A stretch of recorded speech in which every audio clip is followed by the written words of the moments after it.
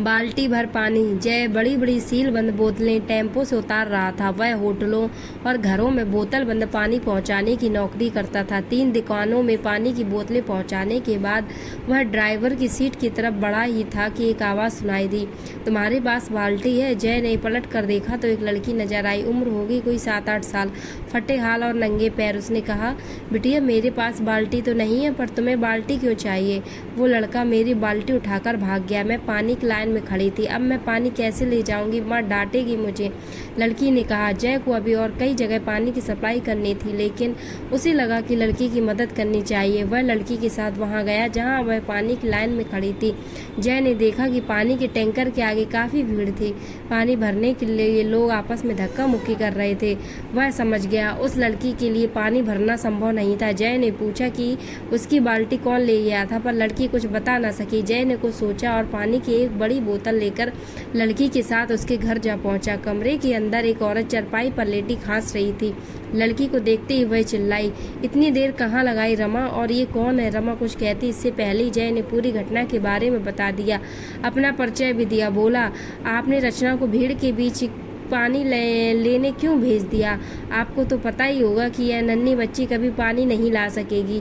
मैं कई दिनों से बीमार हूँ, घर में बिल्कुल पानी नहीं है, मैं जा नहीं सकती, इसलिए इसे भेजना पड़ा। रचना की माँ जूही ने कहा और हाँफने लगी।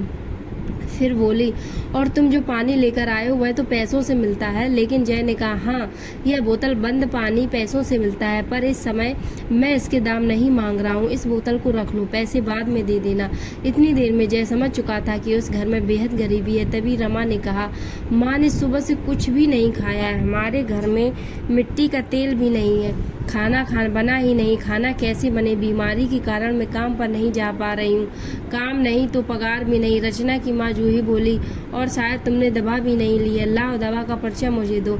जय बोला, एक बात कहूँ, तुम्हारी सूरत मेरी बहन से हूबहू मिलती है। वह दूर गांव में रहती है, मैं बहुत समय से उससे नहीं मिल पाया हूँ। तुम मेरी बहन भले ही नहीं, पर उस जैसी जरूर दिखती हो। क्या मैं तुम्हें बहन कह सकता हूँ? इतनी ही देर में जैन ने यह बात अच्छी तरह समझ ली थी कि गरीब जूही के स्वाभिमान को चोट नहीं लगनी चाहिए, इसलिए झट अपनी गाँव वाली बहन की झूठी कहानी गढ़ डाली। यह सुनकर जूही धीरे से मुस्कुरा दी। फिर कहा, पर देने के लिए आज पैसे नहीं है मेरे पास। जब तुम पूरी तरह से स्वस्थ होकर काम पर लग जाओगी और पगार मिलेगी तो मेरा उधार चुका देना। जय ने हंसते हुए कहा और जूही के लिए दवा लेने चला गया। उसके बाद इतना भोजन ले लिया जो 3 बार के लिए काफ़ी हो जाए। फिर कैरोसिन लेकर जूही के घर पहुंचा। जूही ने कहा, भैया खाने का इतना सामान क्यों ले आए? मैं कैसे अदा करूंगी तुम्हारा उधार?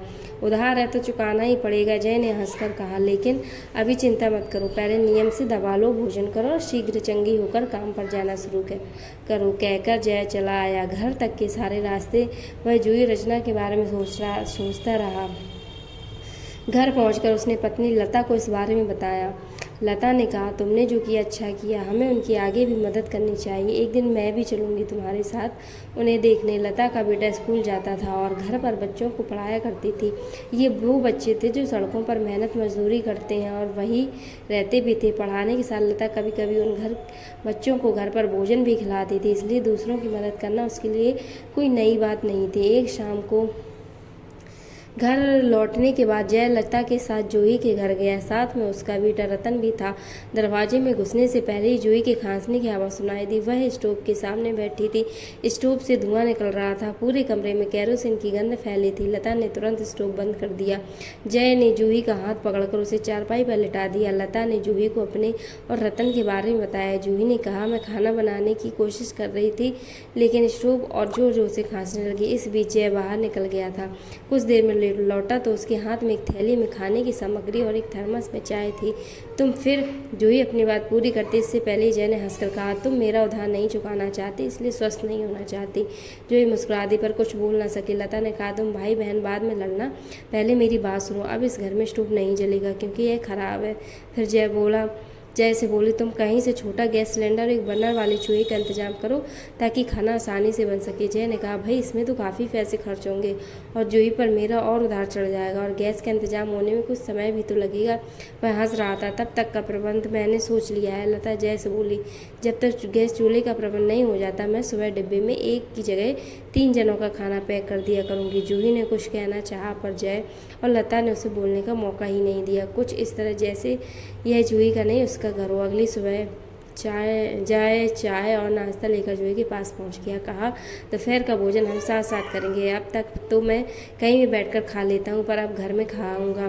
जूही ने कहा, और कितने एहसान करोगे मुझ पर? यह मैंने नहीं लता ने किया है। अगर ऐसा नहीं लेना है तो जल्दी स्वस्थ होकर काम पर जाने लगो, फिर तुम्हें किसी की ज़रूरत नहीं पड़ेगी। समय पर दवा और भोजन लेने से जूही की तबीयत में सुधार हो गया।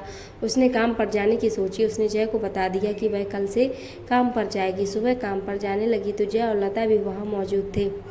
जय ने पूछा, जब तुम काम पर जाती हो तो रचना कहाँ रहती है? यह भी मेरे साथ रहती है, इससे मेरी मदद हो जाती है। जूही ने कहा, अब से यह तुम्हारे साथ नहीं जाएगी। जय ने कहा, लता दूसरे बच्चों के साथ इसे भी पढ़ाएगी, मुझे पढ़ना अच्छा लगता है। रचना ने खुश होकर कहा। लता ने कहा, रचना दिन में मेरे पास रहकर दूसरे बच्चों के साथ पढ़ेगी। शाम को जब तुम काम से लौटो तो इसे अपने साथ ले जाना। जूही और रचना के जीवन में परिवर्तन हो गया। जूही अब स्वस्थ थी और रचना बहुत खुश। दोनों परिवारों के बीच एक नया रिश्ता बन गया था जिसका आरंभ एक खोई हुई बाल्टी से हुआ था।